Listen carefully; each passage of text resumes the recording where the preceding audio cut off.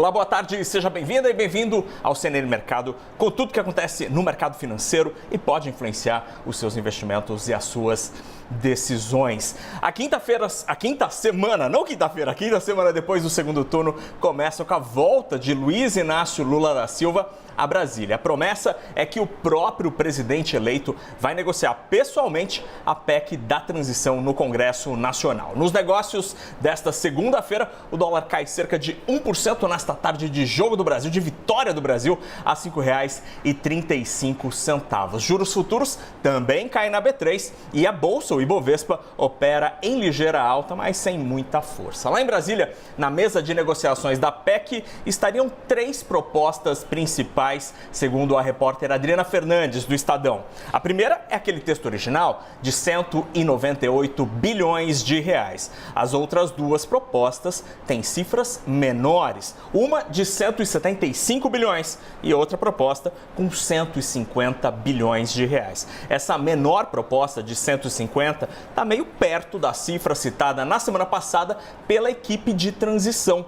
Em entrevistas recentes, Pércio Arida e Nelson Barbosa sinalizaram que o aumento do gasto fora do teto na cifra de 136 bilhões de reais não aumentaria o gasto na comparação com o PIB, ou seja, teria um impacto neutro nas despesas. Enquanto o mundo político segue negociando, cresce a expectativa pelos nomes da nova equipe econômica. Agora há pouco, o deputado Reginaldo Lopes, que é líder do PT na Câmara, disse que os nomes da economia devem ser anunciados nos próximos dias. E como é que está essa corrida? Fernando Haddad continua liderando a lista de apostas para ocupar o Ministério da Fazenda.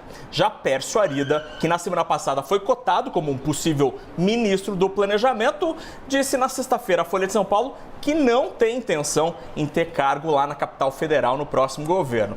Pércio faz parte da equipe de transição. Para terminar, a semana também começa de olho na China, onde crescem os protestos populares contra a rígida política anti-Covid do governo de Xi Jinping. As manifestações populares, especialmente aquelas contra o governo, são raríssimas na China e duramente combatidas por Pequim.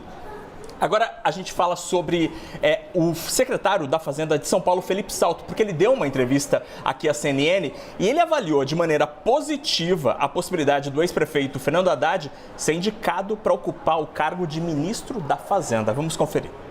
Quando a gente começa a ouvir os nomes que estão sendo cogitados, eu acho que isso é algo positivo, né? O Fernando Haddad tem uma experiência muito grande, foi prefeito de São Paulo, o orçamento de São Paulo, do município, né? Nós estamos falando de algo em torno de 60 bilhões de reais, né? Quase comparável a alguns países aí mundo afora. Então, acho que pode ser sim algo positivo.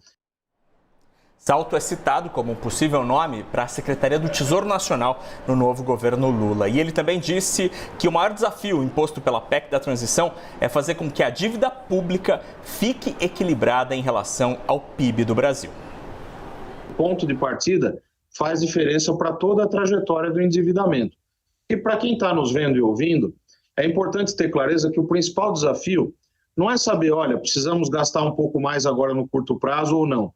Já há uma clareza, de parte a parte, de que é preciso ter um gasto social maior nesse começo. Agora, a pergunta que se coloca é como fazer com que a dívida pública fique equilibrada ao longo do tempo em relação à capacidade de geração de renda e riqueza, ou seja, a capacidade de pagamento do país, que normalmente é medida pelo Produto Interno Bruto.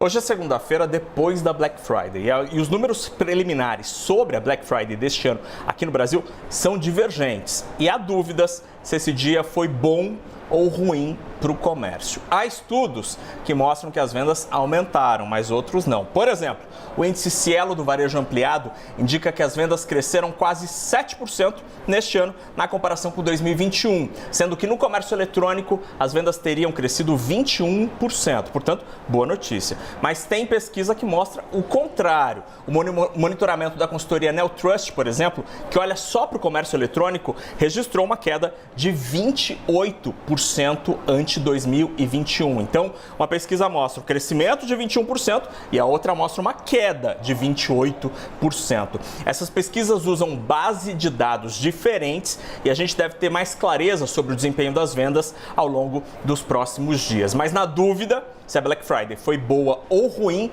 as ações do setor de varejo lideram as perdas no Ibovespa nesta segunda-feira. As americanas lideram as perdas com uma perda de quase 9%, como você vê na tela. Via, que é dona das Casas Bahia e também do Ponto, perde 4% neste momento. Magazine Luiza com queda superior a 2% agora. O CNN Mercado vai ficando por aqui. A gente volta no começo da noite, às 10 para 7 da noite, com o fechamento desta segunda-feira. Agora você volta ao Visão CNN, Paulo Barreto e o Sidney Rezende. Até lá!